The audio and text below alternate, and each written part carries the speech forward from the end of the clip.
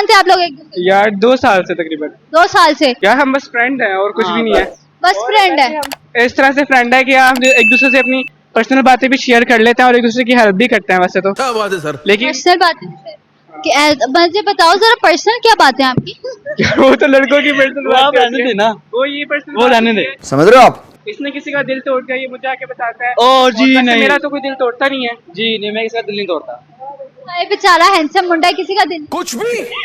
सच्ची में किसी का दिल ये नहीं कहाँ तोड़ता। से हैंडसम लग रहा है, बस चाइनीज बाल बना के तो आ गया। चाइनीज बाल, कोरियन सीजन देखते हैं? Yes.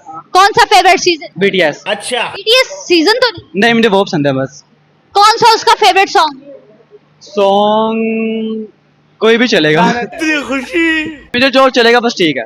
जो भी चलेगा मैं नाच लूंगा। हाँ, नाच लूंगा। तो इधर भी नचा सकते हैं, ये गाने पे डांस भी कर सकता है। इससे बहुत अच्छा- नचा ले। नहीं नहीं नहीं नहीं, बिल्कुल नहीं, बिल्कुल नहीं। इससे बहुत अच्छा डांस